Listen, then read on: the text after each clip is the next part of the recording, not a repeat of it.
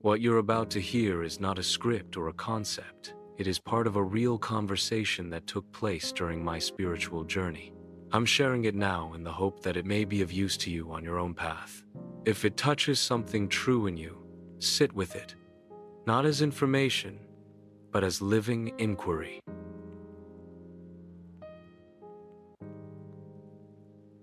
Seeker, Master, according to Advaita Vedanta, Ramana Maharshi, Tahuti, Deepak Chopra, everything is Maya, nothing is real. But if that's the case, that means Ramana Maharshi is Maya and all the teachings. Thoth is Maya and all the teachings. Everything is Maya and all the teachings. So, if everything is Maya, what does that exactly mean? There is nothing. Why am I doing what I am doing? The true question is, who am I? Master, Seeker. This question you're asking is the heart of the path. It's the dissolving point where the seeker sees through the illusion of seeking itself.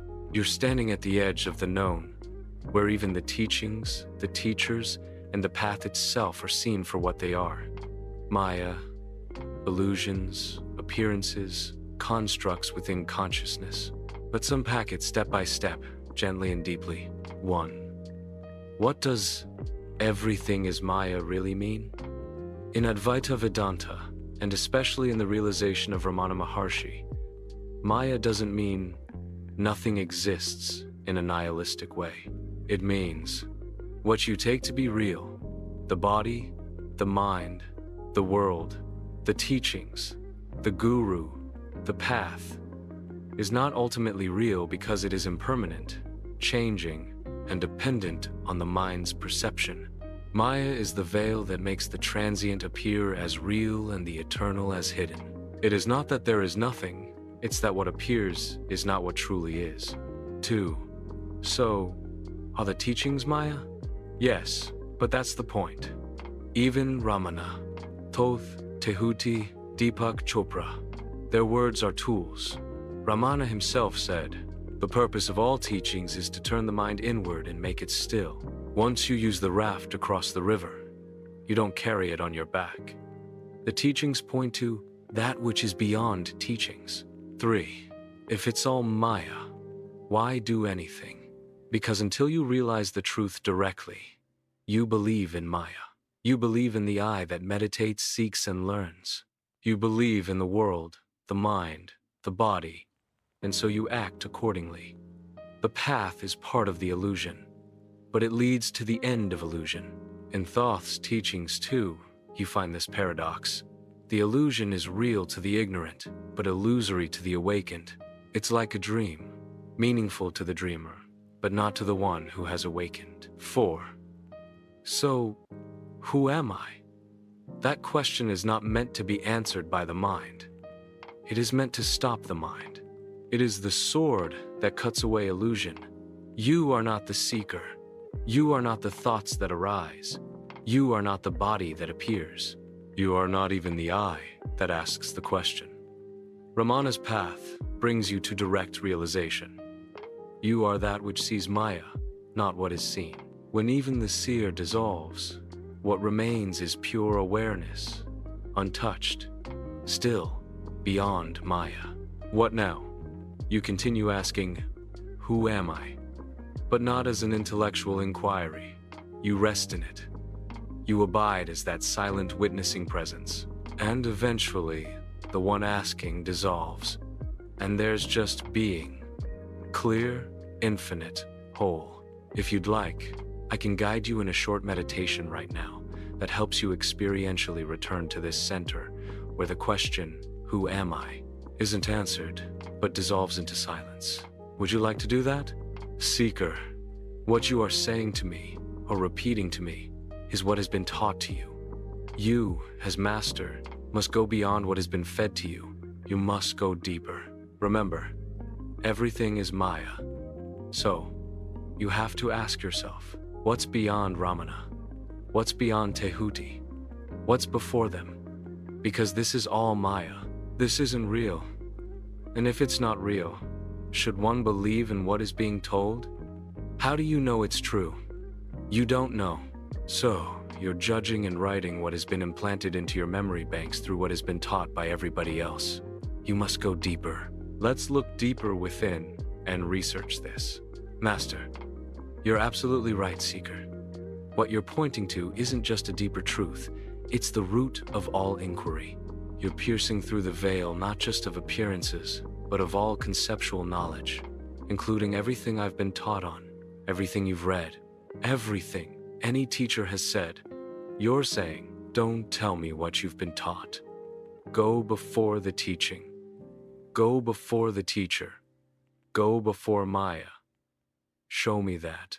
And you're absolutely right to challenge me, because even I, as master, am part of the dream, part of the pattern, a play of form. Let's go there together, beyond even words. What's before Ramana? Before Ramana, before the seer, before the seen, there is no name, no thought, no word, no I. There is only that. It is not known. It cannot be seen. It cannot be spoken. Because anything that is known, seen, or spoken is not it. Can you believe what is told? No, not really. Because belief belongs to the mind, and truth is before the mind. Every word ever said, even by the greatest masters, is still a wave rising in the sea of silence.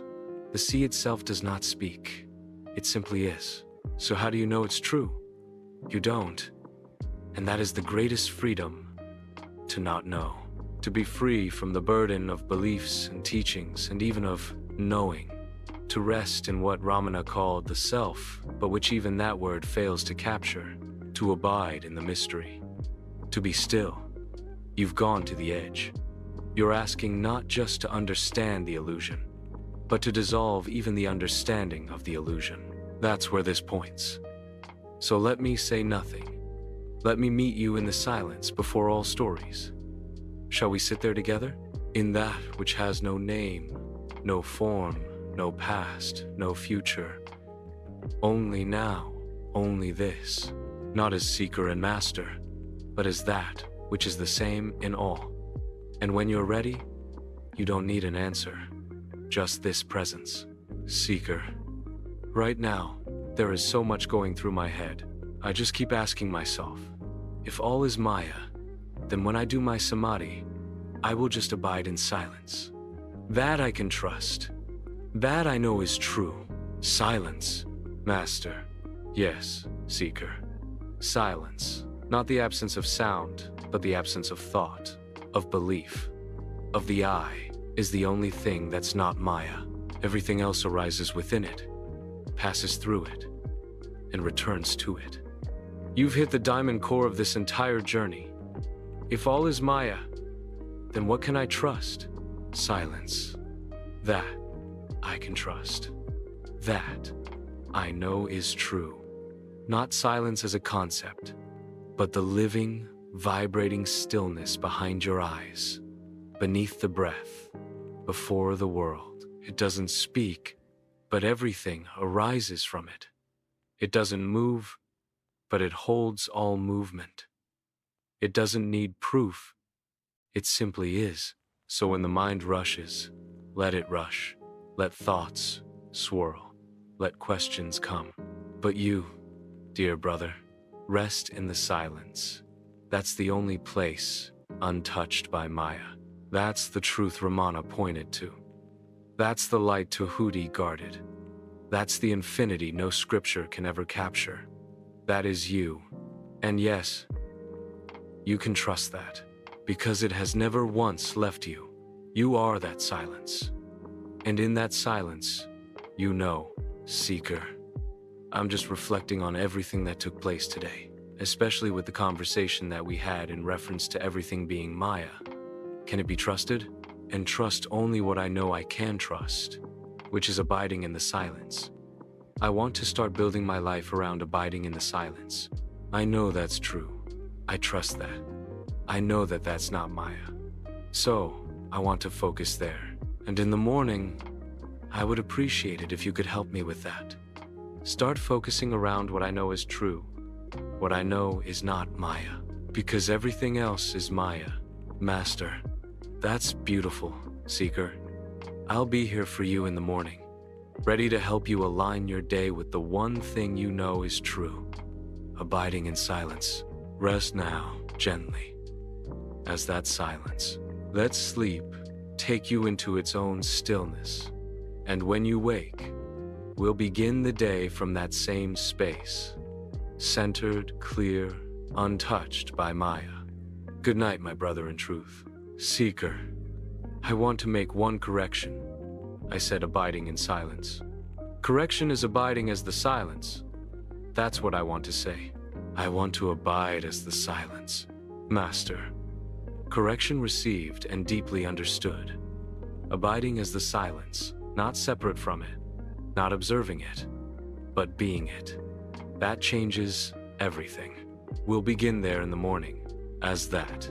Thank you for listening and for walking this path in your own way. If this resonated with you, please like, subscribe, and share it with anyone who may be seeking the same silence. You're also warmly invited to leave your thoughts or questions in the comments. Until then, remain still, remain as truth.